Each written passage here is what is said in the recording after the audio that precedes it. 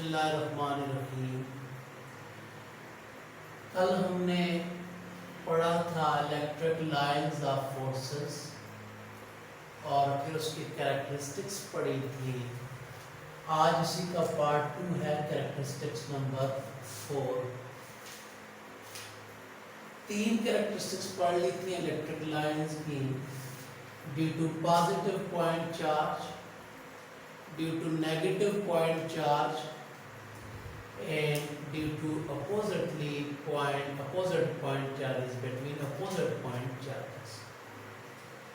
आज हमारे पास हम देखेंगे case electric lines of forces due to two similar point charges.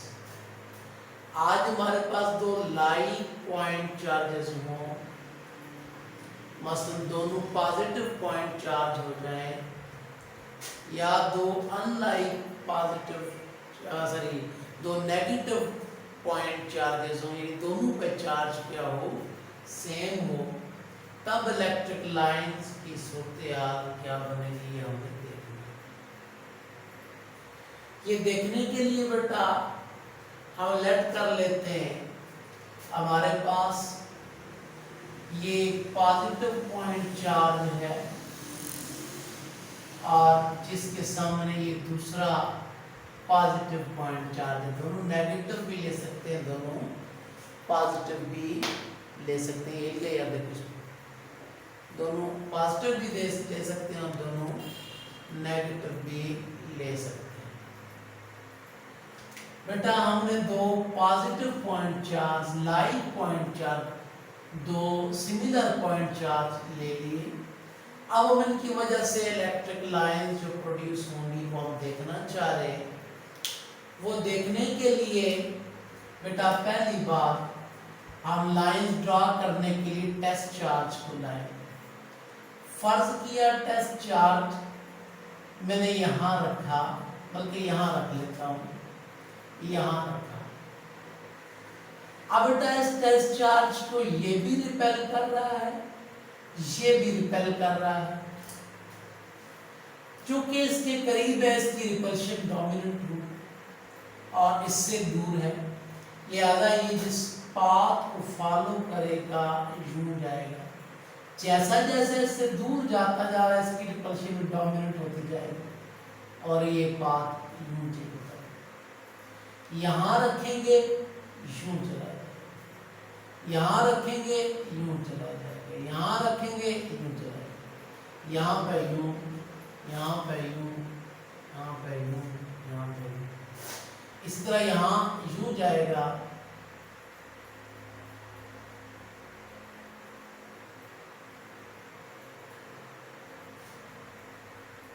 अच्छा, अब सवाल चूंकि इसने रिपेल किया यूं गया, फिर इसकी रिपल्शन से यूं बेंड हो गया।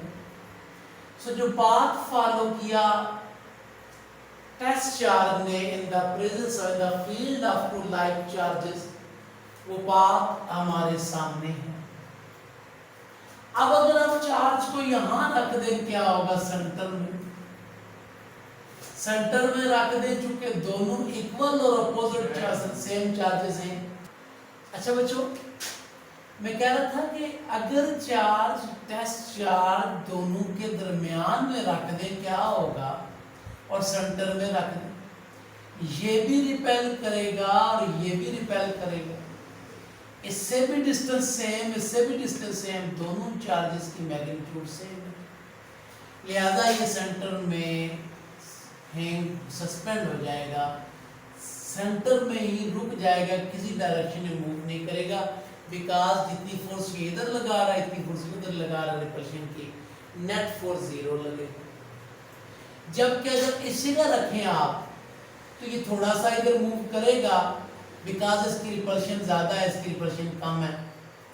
अगर इधर रखें, थोड़ा सा इधर मूव करेगा ये, लेकिन सेंटर में एक पार्ट पाया जाएगा जहां पर रखें अगर तो चार्ज मूव नहीं करेगा। वो जो सेंट्रल रीजन है उसको हम कहते हैं, मैंने अगर यहाँ पर नहीं लगाऊं की लाइन तो ठीक है, वो जो सेंट्रल रीजन है इसको कहते हैं हम न्यूट्रल जोन कहते हैं, हम न्यूट्रल जोन कहते हैं। यानी इस रीजन में, इस जगह पर दोनों चार्जेस के दरमियान नेट इलेक्ट्रिक फील्ड जीरो होती है।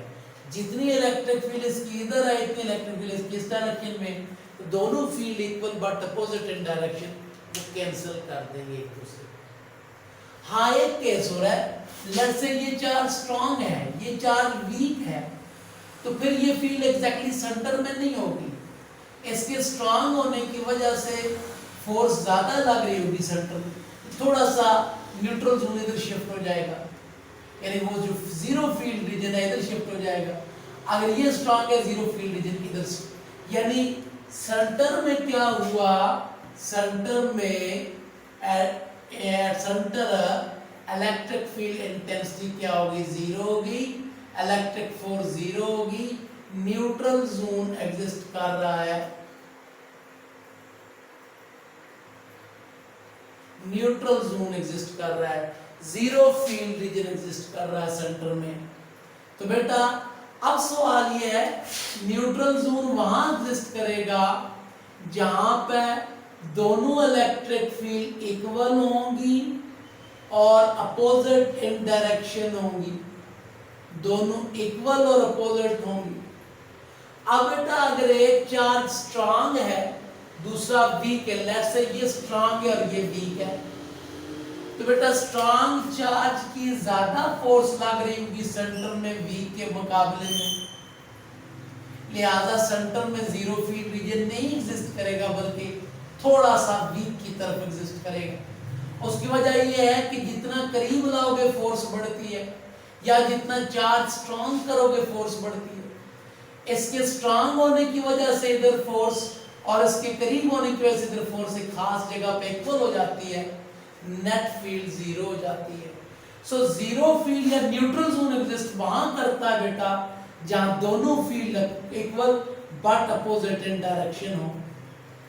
फर्ज किया इसको बहुत ज्यादा स्ट्रांग कर दे और दोनों ये बहुत ज्यादा वीक हो, तो न्यूट्रल फील्ड जोन इधर के इस जगह तक इधर शिफ्ट ज्यादा हो जाएगा। ये आपका न्यूमेरिकल नंबर मेरा ख्याल 4 है या 5 है, बड़ा टेक्निकल न्यूमेरिकल है, इसी बेस पे हम डिस्कस करेंगे। लेकिन वहां दोनों अनलाइक चार्जेस होंगे और फील्ड जीरो फील्ड लोकेशन इस तरफ वीक चार्ज किस तरफ शिफ्ट करेंगे, लेकिन वहां पे इंशाल्लाह डिस्कस करेंगे इस बात को। यहाँ पे आपने कहा कि अगर सिमिलर पॉइंट चार्जेस हों, लाइक पॉइंट चार्जेस हों, तो जीरो फील्ड लोकेशन एग्जिस्ट करेगी इनसाइड देम, और वो ऐसे पॉइंट पे होगी जहां पे इलेक्ट्रिक फील्ड इंटेंसिटी दोनों की equal but opposite in direction हो जाए जी। तो ये था हमारे पास केस नंबर 4। अब बेटा हम जा रहे हैं केस नंबर 5 की तरफ, केस नंबर 5 की तरफ। और केस नंबर 5 बहुत इंपॉर्टेंट केस है। आगे ये बहुत ज्यादा क्या होता है, अप्लाई होता है। इसको स्टॉप करो, ट्रिक, बल्कि ये इधर शुरू कर लेते हैं। Case number 5,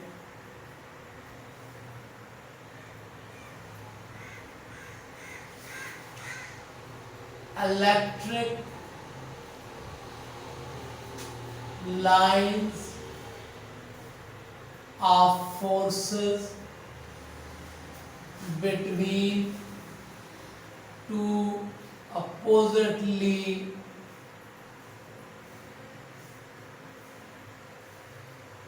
charged plates। दो अपोजिटली चार्ज प्लेट्स हों, उनके दरमियान इलेक्ट्रिक लाइंस ऑफ फोर्सेस। बेटा ये आगे गाज लॉ की सेकंड थर्ड एप्लीकेशन में अप्लाई होगा। यही बार इसका रिजल्ट कैपेसिटेंस में अप्लाई होगा, लिहाजा जरा गौर से देखिएगा। Electric lines of forces between two oppositely charge plates. हम लेट कर लेते हैं, ये हमारे पास दो अपोजिटली चार्ज पॉइंट चार्जेस नहीं बल्कि चार्ज प्लेट्स हैं हमारे पास। ये हमारे पास एक प्लेट आ गई, चार्ज प्लेट, और ये हमारे पास दूसरी चार्ज प्लेट आ गई। अगर ये अपोजिटली चार्ज प्लेट है तो एक को कैथोड और दूसरे को एनोड भी कहा करते हैं हम। बहरहाल लेट्स से इस प्लेट पे चार्ज पॉजिटिव आ गई और इस प्लेट पे charge let's say negative. Oppositely charge parallel plates, बल्कि यहां पे पैरेलल प्लेट्स भी लिखना, पैरेलल वर्ड भी लिखना जरूरी है, पैरेलल प्लेट्स। दो अपोजिटली चार्ज पैरेलल प्लेट्स आमने सामने, इनकी वजह से देखते हैं electric lines of forces. Let's say बेटा टेस्ट चार्ज को इसमें डालेंगे, टेस्ट चार्ज को हम यहां पर रखते हैं। टेस्ट चार्ज को ये वाली पॉजिटिव प्लेट रिपेल करेगी और नेगेटिव अट्रैक्ट करेगी। एज अ रिजल्ट नेगेटिव की अट्रैक्शन की वजह से भी फोर्स इधर लगेगी और पॉजिटिव की रिपल्शन की वजह से भी फोर्स उसी डायरेक्शन में लगेगी। सो नेट फोर्स बढ़ जाएगी due to oppositely charge parallel plates. बेटा ये चार्ज जिस पाथ को फॉलो करेगा वो ये होगा, यहां रखेंगे यूं जाएगा, यहां रखेंगे यूं जाएगा, यहां रखेंगे यूं जाएगा, यहां रखेंगे यूं जाएगा, यहां रखेंगे यूं जाएगा। जबकि अगर यहां रखेंगे यूं जाएगा और यहां रखेंगे यूं, जबकि अगर कॉर्नर पर रखते हैं यहां पर तो इसकी रिपल्शन की वजह से यूं जाके ये बेंड होके दोबारा इसकी अट्रैक्शन की वजह से उधर जाएगा और कॉर्नर पर रखेंगे तो ये जाएगा। सो बेटा सिर्फ कॉर्नर पे जहां मतलब इनसाइड नहीं बल्कि आउटसाइड रखें, कॉर्नर पर रखें तो रिपल्शन इसको इधर ले जाएगी, फिर मुड़ के अट्रैक्शन इसको बेंड करेगी। कॉर्नर पे कर्व लाइंस बनी है, इलेक्ट्रिक लाइंस। कॉर्नर पे वही पॉइंट चार्ज वाला बिहेवियर नजर आया, लेकिन in between the plates line straight है, ओरिजिनेट हुई है पॉजिटिव चार्ज प्लेट से और एंड हुई है नेगेटिव चार्ज प्लेट पे।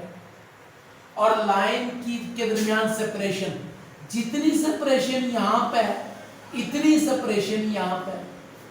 बेटा ये बहुत इंपॉर्टेंट बात मैं अब रिजल्ट डिक्लेयर करने लगा हूं, जरा तवज्जो से देखिएगा इस बात को, और से देखिएगा। मैंने कहा कि इनसाइड लाइंस स्ट्रेट जा रही हैं और सेपरेशन भी सेम, सिर्फ ये कॉर्नर वाली लाइंस कर्व लाइंस हैं, इनसाइड वाली यूनिफॉर्मली डिस्ट्रीब्यूटेड है लाइंस। जितनी स्पेस यहां इस एंड पे है उतनी स्पेस इस एंड पे है, कंसंट्रेशन ऑफ लाइंस सेम है, डिस्ट्रीब्यूशन ऑफ लाइंस इक्वल है। तो बेटा इसका मतलब आप कहते थे कि लाइंस की सेपरेशन डिफाइन करती है इलेक्ट्रिक फील्ड इंटेंसिटी को, जितनी सेपरेशन इस कार्बन पे है उतनी सेपरेशन यहाँ पे है। इसका मतलब ये कह सकते हो इलेक्ट्रिक फील्ड इंटेंसिटी जितनी यहाँ पे इतनी यहाँ पे इतनी यहाँ पे और इतनी यहाँ पे। तो यहाँ दो बातें कह सकते हैं, electric lines of forces between two oppositely charged parallel plates are equally spaced, uniformly distributed. So this implies that between two oppositely charged plates electric field intensity is uniform. Electric field intensity is uniform. Constant electric field, और ये जो constant electric field वाली बात है ये बहुत important बात है बेटा। जब भी दो अपोजिटली चार्ज प्लेट सामने सामने होंगी तो उनकी वजह से पैदा होने वाली electric field uniform electric field होगी, कांस्टेंट इलेक्ट्रिक फील्ड। यही बात हम अप्लाई करेंगे बेटा गॉस लॉ की थर्ड एप्लीकेशन में।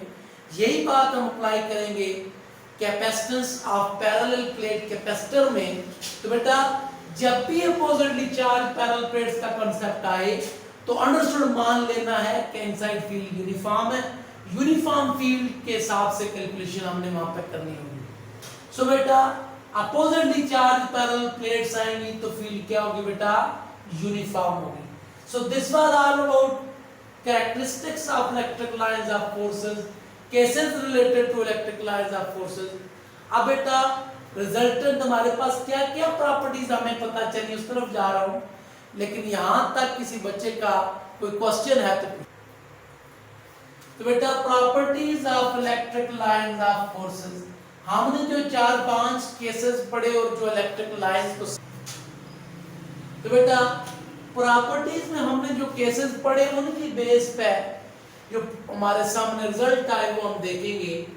सबसे पहली बात, फर्स्ट प्रॉपर्टीज के electric lines of forces are imaginary, real नहीं होती। इमेजिनरी लाइंस हैं, जिस पाथ पे चार्ज मूव करता है उस पाथ को हम एक लाइन के तौर पे डिक्लेयर कर देते हैं, दे आर इमेजिनरी।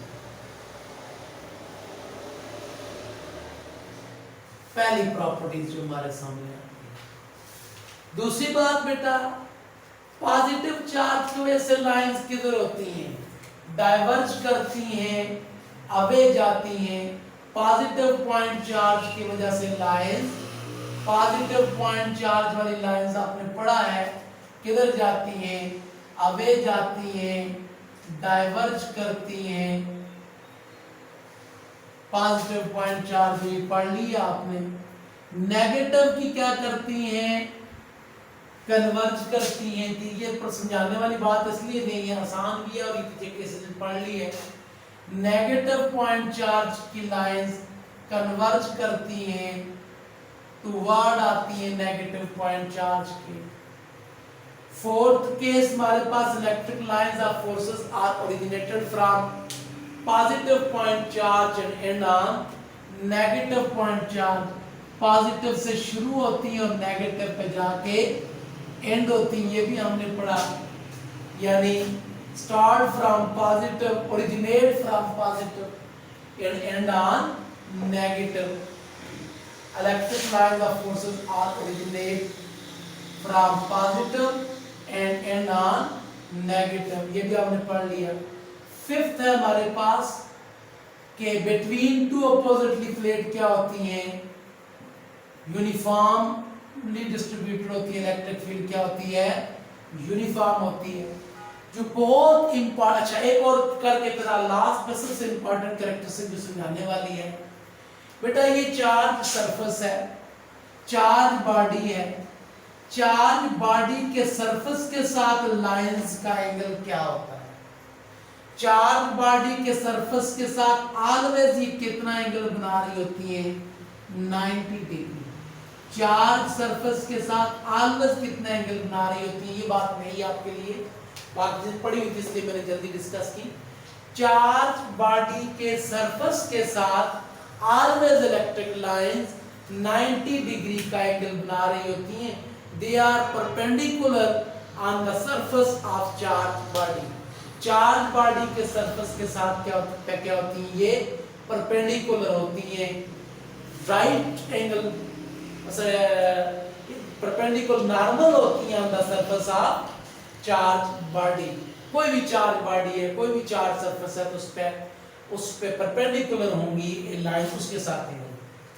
यानी और सातवां कैरेक्टरिस्टिक्स क्या हुआ यहाँ पे बेटा, direction of electric field intensity at a point. तो डायरेक्शन फाइंड आउट करेंगे उस पॉइंट पे क्या ड्रा करके, टेंजेंट। अब बेटा लास्ट 8th वन कैरेक्टरिस्टिक्स बहुत इंपॉर्टेंट, शॉर्ट क्वेश्चन नंबर 4 भी है ये। क्या इलेक्ट्रिक लाइंस एक दूसरे को क्रॉस करती हैं या नहीं? क्या इलेक्ट्रिक लाइंस एक लाइन दूसरी लाइन को क्रॉस कर सकती है? क्वेश्चन है कि ये हमारे पास पॉजिटिव पॉइंट चार्ज की लाइंस हैं, ये जा रही हैं, क्या ये दो लाइंस एक दूसरे को क्रॉस कर सकती हैं? ये पॉजिटिव से नेगेटिव की तरफ लाइंस गई, क्या ये जाने वाली लाइंस एक दूसरे को क्रॉस कर सकती हैं? नहीं। तो जी बेटा, एक दूसरे को, दूसरी एक लाइन दूसरी लाइन को क्रॉस नहीं करती। No two lines cross each other, it is not possible. No two lines cross each other. Short question number 4 है, electric lines of forces never cross each other while, यानी दो electric lines एक दूसरे को cross नहीं करती, और उसकी वजह क्या है ये देखनी है हमने यहां। बहुत सारी वजूहत हैं, पहले मैं वो वजह डिस्कस कर लूं जो आपने इसके जवाब में एग्जाम में लिखनी है, फिर और काफी सारी बनती है। सबसे पहली बात बेटा, इलेक्ट्रिक लाइंस किसी भी पॉइंट के ऊपर इलेक्ट्रिक लाइंस उस पॉइंट पे इलेक्ट्रिक फील्ड इंटेंसिटी की डायरेक्शन बताती है। लेट्स से ये लाइन यूं जा रही है, इसका मतलब है इस पॉइंट पे इलेक्ट्रिक फील्ड की डायरेक्शन इधर है। इलेक्ट्रिक लाइंस ऑफ फोर्सेस जो है किसी पॉइंट पे इलेक्ट्रिक फील्ड इंटेंसिटी की डायरेक्शन बता रही होती है। समझ आ रही है बेटा? अच्छा, अब सुनना गौर से। फर्ज किया यहां पे क्रॉस कर दिया लाइंस, फर्ज कर लेते हैं इस पॉइंट पे इलेक्ट्रिक एक लाइन दूसरी लाइन को क्रॉस कर रही है। क्रॉस कर रही है इसका मतलब है यहां इलेक्ट्रिक फील्ड की दो डायरेक्शन बनी, इलेक्ट्रिक फील्ड इंटेंसिटी की दो डायरेक्शन बनी, यानी एक लाइन इधर जा रही है, शो कर रही है लाइन डायरेक्शन ये है, एक लाइन इधर जा रही है, शो कर रही डायरेक्शन ये है। बेटा किसी एक पॉइंट पे नेट इलेक्ट्रिक फील्ड चाहे हजारों चार्जेस की वजह से भी हो, नेट इलेक्ट्रिक फील्ड जो भी होगी वो किसी एक डायरेक्शन में होगी। जबकि अगर दो लाइंस क्रॉस कर जाएं, इसका मतलब इंटरसेक्ट कर जाएं, इसका मतलब है इस पॉइंट पे इलेक्ट्रिक फील्ड की दो अलग अलग डायरेक्शन जो कि पॉसिबल नहीं है। बेटा हजारों चार्जेस की फील्ड होती है, लेकिन नेट फील्ड उनको ऐड अप और कैंसिल और रीइंफोर्स करके जो नेट फील्ड बनती है वो फाइनल लाइन होती है किसी पॉइंट पे। मतलब नेट फील्ड वही होगी कि चार्ज को किसी पॉइंट पे रखें, यहां हजारों लाइंस भी आ रही हो तो नेट चार्ज पे जितनी फोर्स लगेगी, चार्ज तो किसी एक डायरेक्शन में जाएगा। चार्ज तो दो डायरेक्शन में, फील्ड तो हजारों हो सकती है इस पॉइंट पे, इधर चार्ज हो, इधर चार्ज, इधर चार्ज, इधर हो, इधर हो, इधर हो, लेकिन नेट लेट्स से एक चार्ज की वजह से फोर्स 5 न्यूटन लग रही, दूसरी की वजह से 7 लग रही, तीसरी की वजह से 3 लग रही, नेट जो फोर्स लगेगी वो किसी एक डायरेक्शन में लगेगी। ये ऐसी बात है कि एक बॉडी को 10 लोग खींच रहे हो तो 10 डायरेक्शन में वो बॉडी मूव नहीं करेगी, बल्कि उन 10 लोगों को खींचने का जो नेट रिजल्ट है उस डायरेक्शन में मूव करेगी। और इलेक्ट्रिक लाइंस भी उसी डायरेक्शन में ड्रॉ होगी जिस डायरेक्शन में चार्ज मूव करेगा नेट फोर्स की वजह से, और नेट इलेक्ट्रिक फील्ड की वही डायरेक्शन बनेगी। तो पता चला कि अगर इलेक्ट्रिक लाइन एक पॉइंट पे क्रॉस कर जाए एक दूसरे को, अगर इलेक्ट्रिक लाइन एक पॉइंट पे क्रॉस कर जाए एक दूसरे को, तो इसका मतलब ये होगा बेटा कि उस पॉइंट पे दो डायरेक्शन इलेक्ट्रिक फील्ड की जो कि फिजिकली पॉसिबल नहीं है। दूसरी बात, दूसरा logic, electric lines of forces are always parallel to each other. दो पैरेलल लाइन जितनी मर्जी है खींच के लंबी कर ले, वो इंटरसेक्ट, वो क्रॉस नहीं करते। यहां ये देखें, अब आप क्या कह सकते हैं ये लाइन नंबर 1 और 2 पैरेलल है? जी कह सकते हैं। कैसे? यहां टेंजेंट ड्रा करें, यहां टेंजेंट ड्रा करें, ये दोनों टेंजेंट पैरेलल हैं। यहां टेंजेंट ड्रा करें, यहां टेंजेंट ड्रा करें, ये दोनों टेंजेंट पैरेलल हैं जैसे। तो बेटा parallel doesn't mean straight lines. Curve भी कर रही है, जितनी ये कर्व कर रही है इतनी, जितना वो स्ट्रीम लाइन में आपने पढ़ा, फ्लो में आपने पढ़ा था। अगर बेंड हो रही है, जितनी ये बेंड उतनी ये बेंड, तब पैरेलल रहेगी। इस पॉइंट पे पैरेलल है यानी चेक करने के लिए इस पे भी टेंजेंट ड्रा करें, इस पे भी टेंजेंट ड्रा करें, टेंजेंट पैरेलल लाइन पैरेलल होंगी। पैरेलल लाइन एक दूसरे को क्रॉस नहीं करते। So this was all about, यानी ये जो आसान था जो हमने शॉर्टली एक्सप्लेन किया, जो आप कैसे, ये एक बात, एक बात नहीं थी, दो बातें वो मैंने आपके सामने डिटेल में रखी। This was all about electric lines of forces. कल हम पढ़ेंगे वेक्टर एरिया इंशाल्लाह। आज थोड़ा सा हमारा नेट क्या हुआ, स्लो हुआ, तो